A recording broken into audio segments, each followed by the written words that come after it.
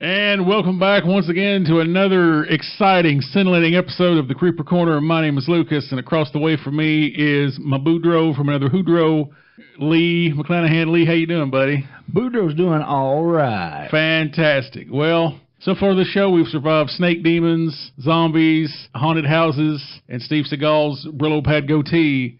And Larry David. And Larry David.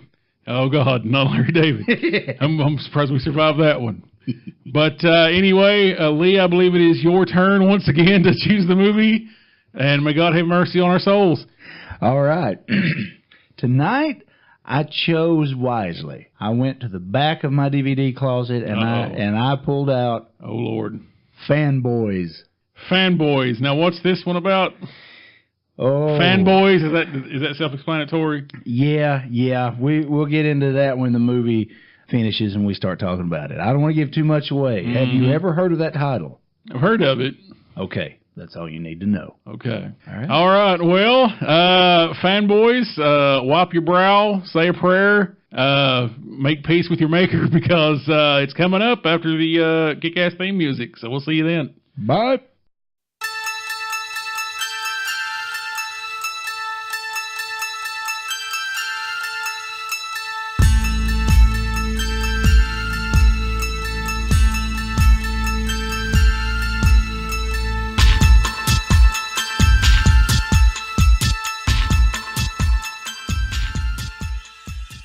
All right, we have just escaped the tractor beam of the Death Star known as Fanboys. Lee, you want to tell us a little bit about the plot of Fanboys before we get on to a discussion? Yeah, Fanboys is, well, it's a fan to Star Wars fans is what it is. It's about it's a fan to Star Wars fans? Yes. It's a fan to Star Wars. It is a fan. This movie is by the fans, for the fans, of the fans. You know, it's about this group of guys who, one of them is dying of cancer, and he's only got a short time to live, and he's not going to make it before the new Star Wars movie comes out. This is 1999. Episode 1 is going to come out. Oh, so they're going to give him some assisted suicide, is what you're saying, basically, right? Yeah.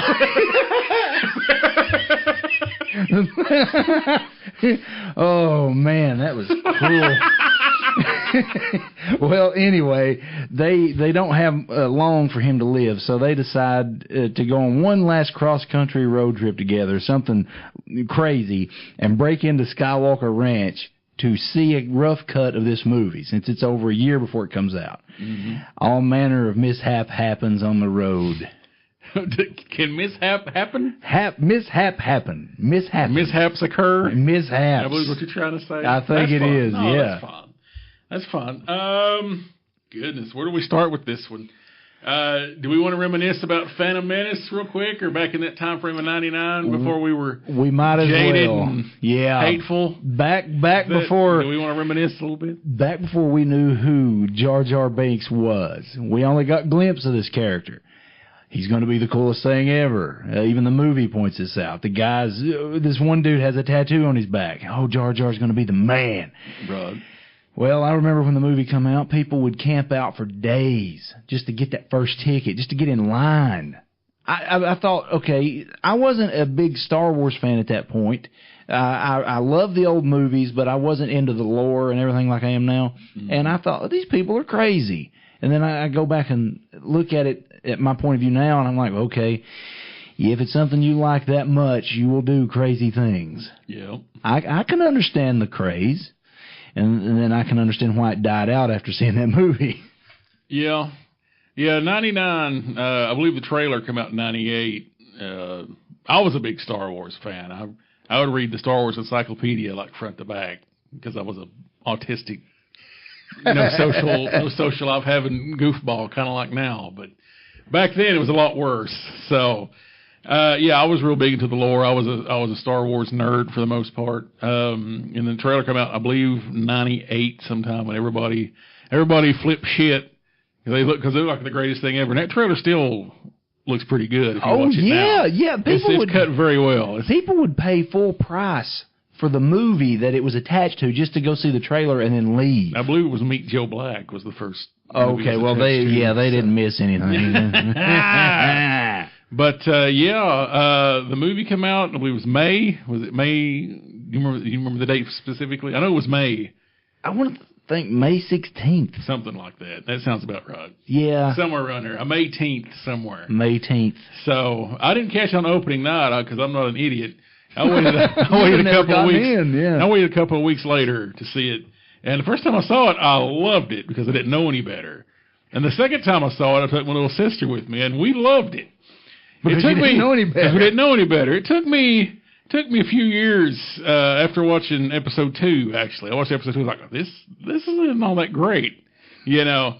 And then I went back and was reading some opinion pieces and whatnot. And they're like, oh man, you know what? And they're right. This movie didn't make a whole lot of sense at all, and it's kind of boring too, you know.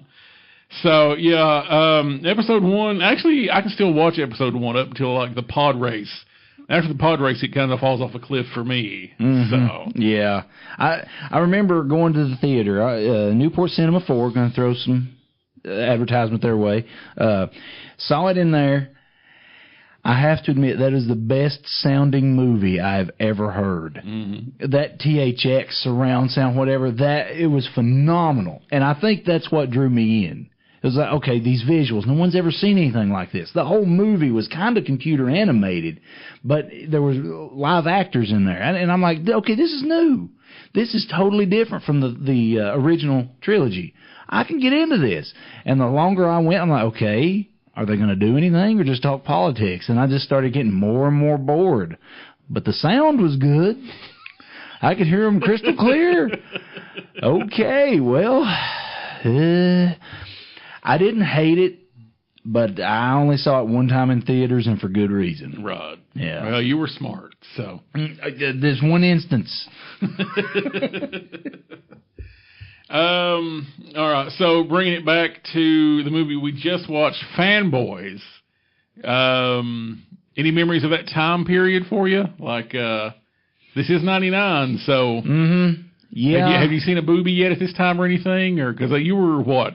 You were 15, weren't you? I just started high school. So you'd be about 15 then. Yeah, right? I think 14, 15. Later, 1999, I was a sophomore. I graduated in 01. So okay.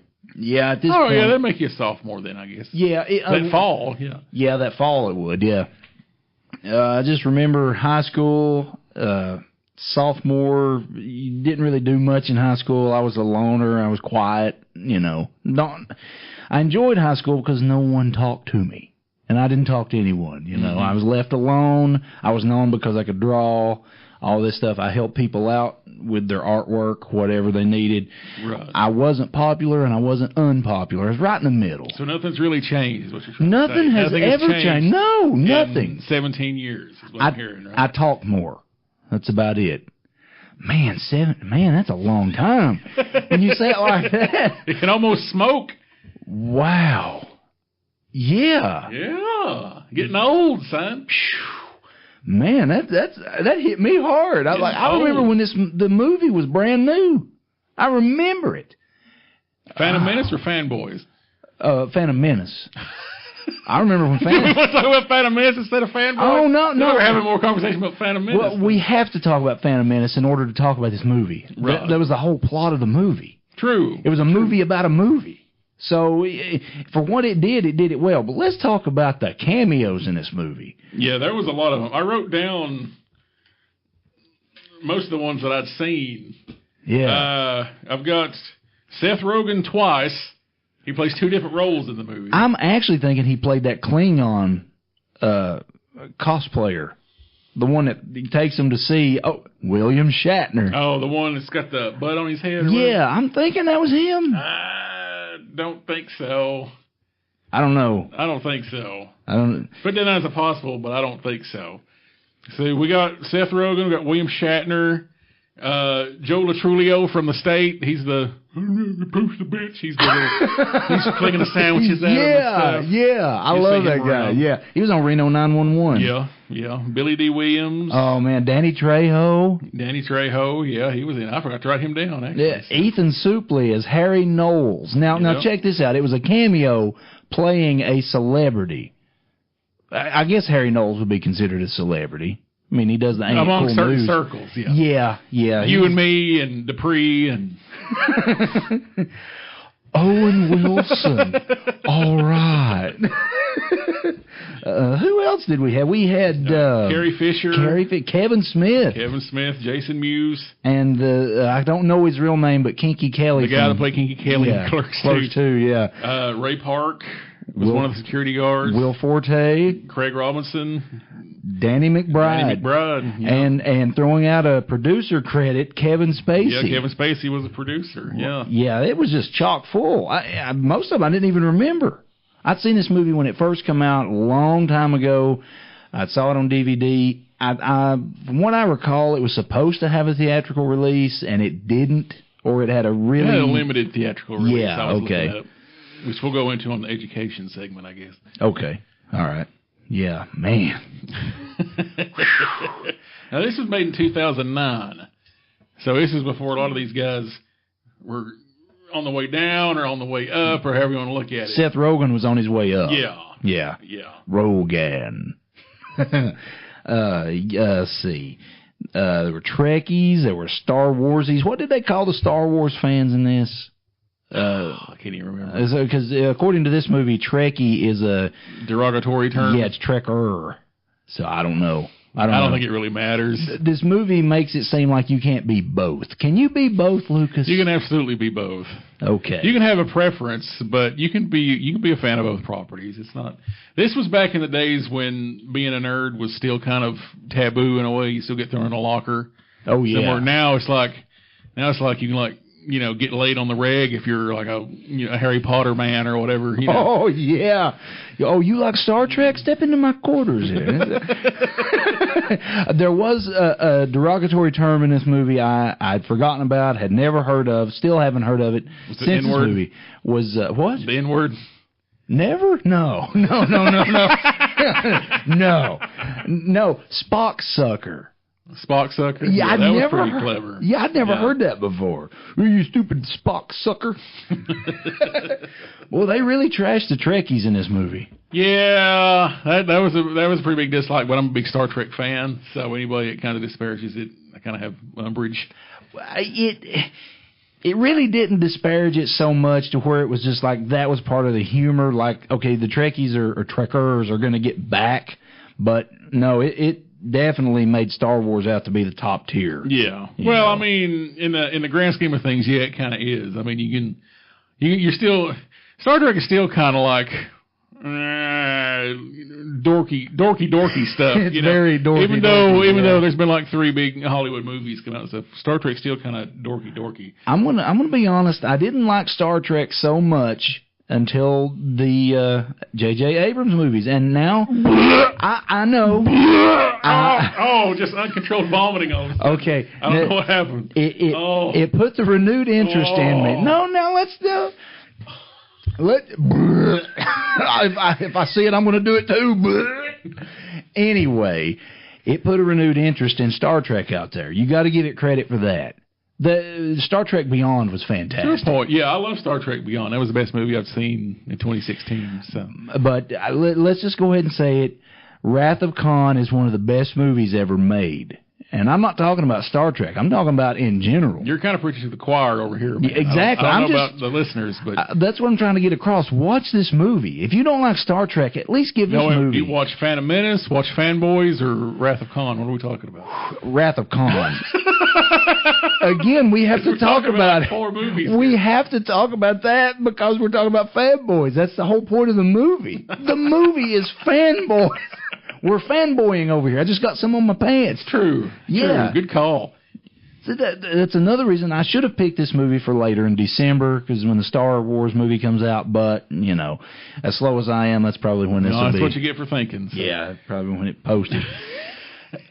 but watch Wrath of Khan. You won't be disappointed.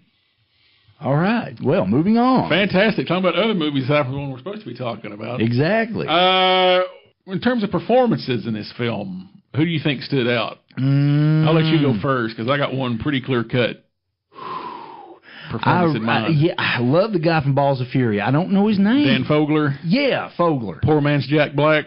I wouldn't even. Oh, yeah. And see, Jack Black was the poor man's Chris Farley. So he's a third-rate Chris Farley. Yeah, he's third down the line. But I heard you laugh most at some of his stuff, though. So what does that say? He's the best performance. So you agree? Yeah. You agree? Yeah. He's head and shoulders above everybody else. So. The main kid, Eric, he was in Jungle to Jungle with Tim Allen. He was that kid. And see, I know this useless information. And the kid that was dying of cancer, what was his name? Oh, Linus. He was in Freddy versus Jason. Yeah, I know this stuff. I shouldn't, but I do. All right.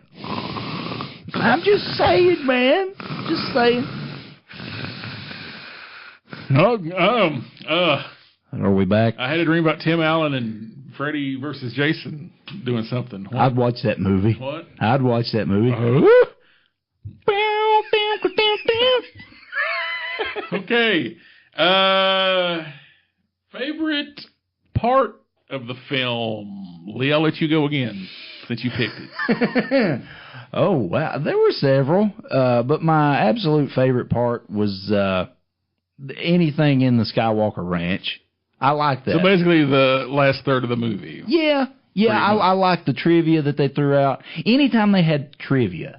Mm-hmm. Like Eric couldn't remember the Wookie home planet, Kashyyyk.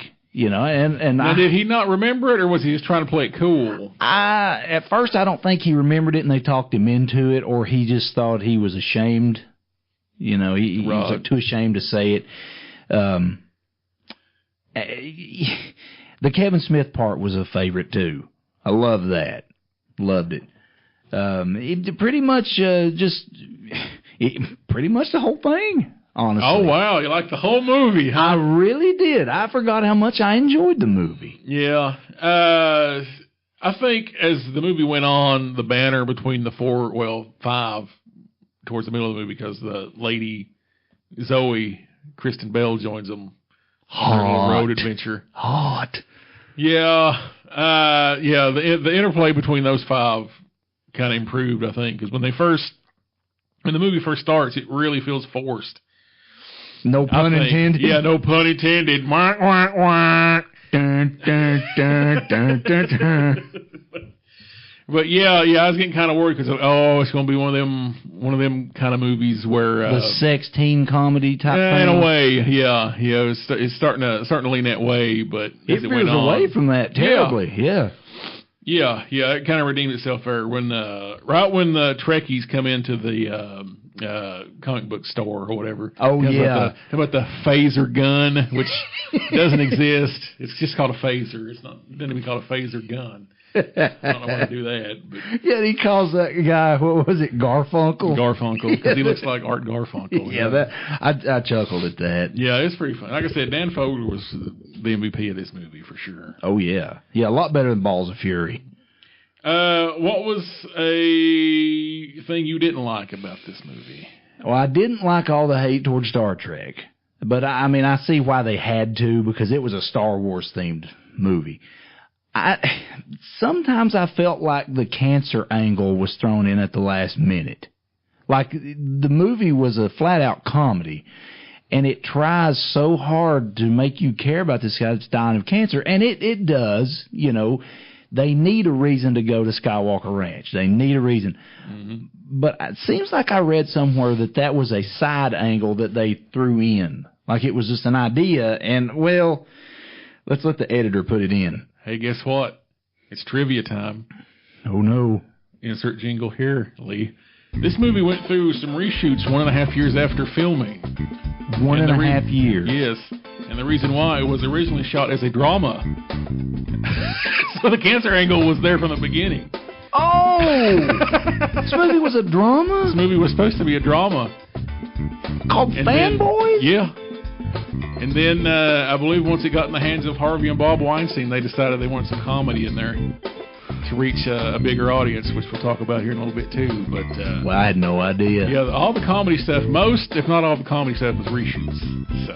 Geez, well, the whole movie was a reshoot. I think that ending part where they're having to sit down at the campfire was probably originally there. Yeah, that was kind of touching. I'm sure there's a few parts that were. I'm sure some parts were comedic in nature, but not all the slapsticky. Whoa, spot sucker, whoa, stuff. Well, I mean, it makes you wonder if Seth Rogen was there from the beginning, or if they brought him in for reshoots. I would say they brought him in for reshoots. Okay. I'd say the original idea was more close-knit and smaller in nature. Well, the end joke, the one that defines the movie, I hope this movie doesn't suck. I wonder if that was there from the beginning. Might have been. It would have to be, because everybody knows this movie sucks, and that's the joke. That's the one joke that they had to rely on at the very end of the movie.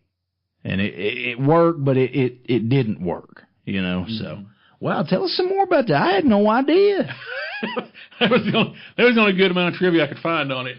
I mean, aside from so-and-so showed up but couldn't do this, so they had somebody else do that, blah, blah, blah, the boring stuff, I can tell you more trivia jingle time. The big guy from Lost, Hurley, George Garcia, or whatever his name is. Yeah. He was supposed to be Harry Knowles, but he couldn't make it. So they asked Kevin Smith if he'd play Harry Knowles. And he said, yeah, he'd do it, but then he had one of his movies run long in production time or something, so he couldn't do it. But I think he suggested Ethan Suplee for Harry Knowles. So. Well, yeah, they pretty much, on all the productions, he's got Ethan Suplee in there somewhere. He made a great Harry Knowles. He looked just like him. Mm-hmm. You had to look twice to know who he was. Now explain to somebody who's listening who doesn't know who Harry Knowles is. Who is Harry Knowles? He's the editor-in-chief of Ain't It Cool News. And what is Ain't It Cool News? It's movie news, basically. Movie news. Yeah, pop culture, movie, that nature. Good job. I do what I can. All right, it's time for that wonderful segment known as How Would You Do It? Lee, say somebody came at you with an idea for a sequel or a remake. How would you do it? Let's talk about episode 3 for a minute.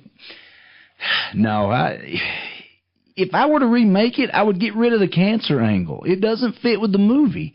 Or do the cancer angle as the whole movie. It just didn't fit with the type of comedy, the humor they were using. Mm-hmm. I mean, it didn't ruin the movie, but it felt like two different movies put together. Right. It's from the editor.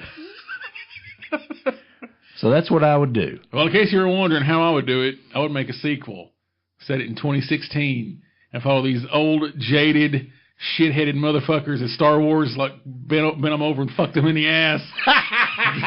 Disney. For episodes 1, 2, and 3. And then maybe get a little bit of hope for episode 7, but not as much. And then come out feeling, it was okay. Yeah. And then they shoot YouTube videos about what they did. So that's kind of what I'd want to see. Wow, we could make that movie. Actually, while we were watching the movie, I said, this looks like a movie that DuckSquad would have made. And he's like, maybe. So that sounds with 100% more autism, I'm sure. Yeah. I mean, we could have come up with a story. I mean, it's a tale as old as time. Well, we could come up with a story, but we wouldn't film a lick of footage. I can guarantee Probably you that. not. No. We're working on it, though. Working on it. Okay. Well, what was your favorite part? My favorite part, like I said, the interactions between the characters, especially Dan Fogler, what's his name, Hutch in this movie? Hutch, yeah. Hutch and the other nerds. He was pretty much, He was so cool that he was a nerd. Pretty much, yeah. He was a cool nerd. Yeah. We don't know anybody like that here. So Gary, he's so cool, he's a nerd. He hangs out with us. That's true. So, but I don't want to call him a nerd. I'm not going to talk bad about our boss like that. Boss. Nerd is a term of endearment. Boss. Boss. I think, that, and when they aren't laying the Star Wars humor on too thick, I think it works pretty well. Like I said, the first of the movie, it's just line after line after line after line after line of like Star Wars references and stuff. Oh yeah, they're wearing. It's almost a Family Guy episode. They're wearing outfits and everything. Yeah, the stormtroopers are in like the first third of the movie. There was a gag that I really liked when they go through the road sign and it broke in. Looks like the shape of Darth Vader's helmet, and the tail lights from the truck are glowing eyes. So it looks like a penis with eyes, basically. That's scary. Yeah. That's real scary. Hello.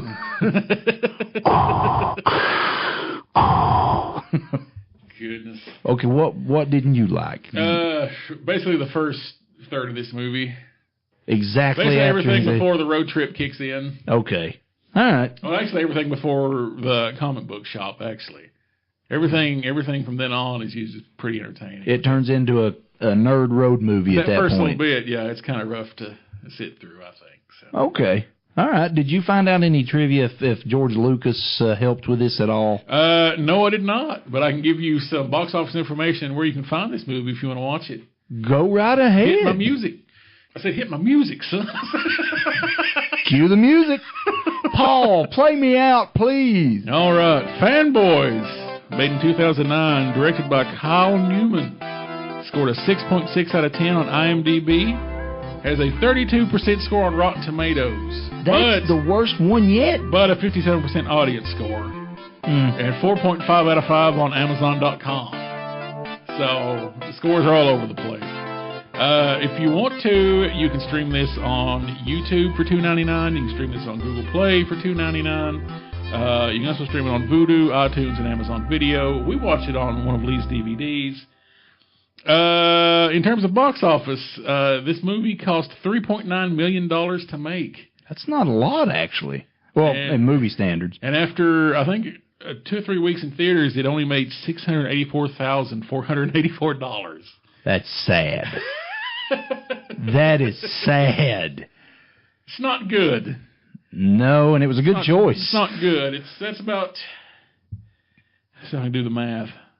That's about, what, 20% of what it took to make it. So it's technically a flop. Oh, yeah. Oh, yeah, without a doubt. Without a doubt.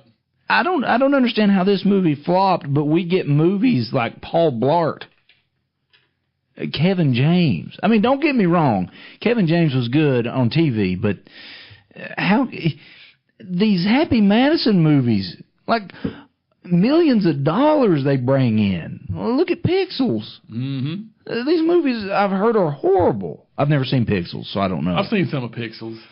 It could be better. That's what I've heard. It's your typical Adam Sandler stuff. Phoning it in, you know.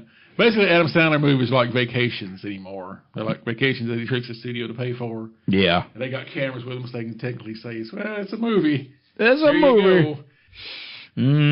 Well, I think we need to get the word out. More people need to see this movie. It's not bad. It's not bad. It's not bad. Better than Sour Grapes. It's one of the better movies we've seen here on the krēpǝr Corner. So I'll give you that one. Yeah. Okay. I've redeemed myself over Sour Grapes. Let's not go that far. All right. You got a long way to go for redemption on that one. Huzzah! All right. Before we get out of here, it's our favorite game. You know what it is, Lee. Porn parody titles. You've got 30 seconds to hit me with as many porn parody titles as possible for the movie we watched. That would be Fanboys. Let me set the timer here. All right, we may be ready here. 30 seconds, and go. Bang Boys. Hand Boys. Come on now. Fan Jobs. Star Blows. I don't know. Oh, come on. I can do better than this. Wait a minute. You've already won because I hit it for 30 minutes instead of 30 seconds. Oh, yes. Yes. So due to judge's error, you already win. So sweet. But you got 4 of them before I realized that. So that's all right. Standing tally is 4 porn parody titles for Fanboys. If you can do better, we don't want to know about it. Let's go to our Ray Fanchers for the movie. Ray Fancher, of course, blah, blah, blah, high school teacher, blah, blah, blah, movies, blah, blah, U.S. government, blah, blah, pretty cool guy. All right, now, Lee, how many Ray Fanchers do you give Fanboys? I give it 3.5. 3.5. 3.5 Fanboys. 3.5 Fanboys out of Ray, huh? Yes, I do. Fantastic. You wanna explain that score a little bit, or do you want to let it stand? No, I enjoyed this movie from front to back. Side to side? Yeah, start to finish. I love Star Wars. I like Star Trek. You got a little bit of both. You got William Shatner. You got Kevin Smith, my hero, my personal favorite director. You get all these cameos. The humor hits most of the time. You get Ethan Suplee as Harry Knowles. I mean, you can't beat that. You know, it's a good time. It's never boring, not once. Well, my opinion, it's never boring. You know, it constantly moves forward toward a goal. Now that much I'll give it as compared to like Sour Grapes or something like that. Yeah, they just keep kept going forward. harkening on that one thing. You should give me half the money. That was the whole movie. Mm-hmm. The more I think about it, I should have given that movie a 1. No, you want to give it a 5, I could tell. That's okay. I'll give Fanboys a 2.5 out of 5. Pretty much right down the middle. Not awful, not great. Some funny parts. Decent story you could follow. Lots of good cameos, though. Mm-hmm. Always enjoy that if they make sense, and they did make sense in this case. I was hoping against hope they would have a George Lucas cameo. That's the only one that I was really, really hoping for. Because I didn't expect any of these others. I mean, you know. But George Lucas, when Danny McBride was on the phone, I thought, okay, they'll cut to George Lucas. But they never did. Yeah. I can hear his beard. That's what Kristen Bell said. That was pretty cute. Yeah, it was pretty cute. It was pretty cute. It was cute. All right. Good deal. So before we wrap up this podcast, I just want to say that, yes, I had seen this movie before several years ago. You lied to me. You lied to me. Well, because I saw the other option. I was like, oh, I better play along. So... Well, so he'll save that one for another time, I'm sure. But Lee, anything you want to plug before we wrap it up here? Just this personal show. Nothing. No other projects you got going on or anything. No other shows. If you hadn't stopped me, we're looking into doing short films here. Oh, he's been looking into doing short films for about half a year now and hasn't done anything yet. Well, no, you can't say he. I can say he. No. I just did. I have one idea that we spent forever on, and then Travis Shelton and I had an idea that we spent forever on, but now you and I have an idea that I think we can spend forever on. So it's something else. Forever on it. Yeah. Okay. Well, the DuckSquad has a short film in the works whenever we get back on meetings and such. And you'll hear more from that as time goes on, because we're going to try to plug it as much as possible. Oh, I'm sure. Yeah, it's us. Why not?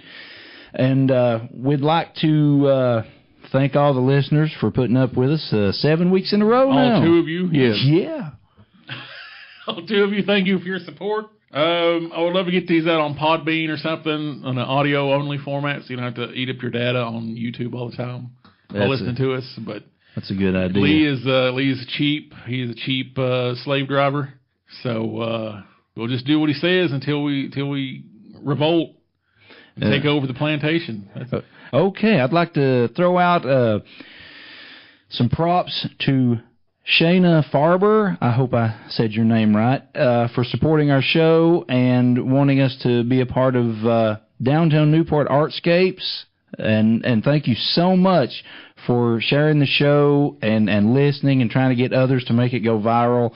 We really, really appreciate this. We've never had anyone support the show as much as you have, and that's actually quite true. Yeah, so, we do want to thank you. We hope to continue to make product that is listenable, if that's a word. We're trying.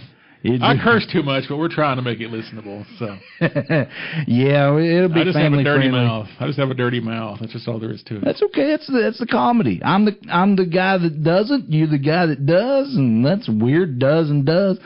Anyway, we just want to say thank you so much. I have no idea what you just said. I know. Yeah, right. It tickled me. Thank you, Shayna, and anyone else listening. And I guess we'll see you guys next time. Wrap it up. Oh, I got to hit my gong here. Damn it. Give me a second. I'll hit my gong. Wubba-lubba-dub-dub.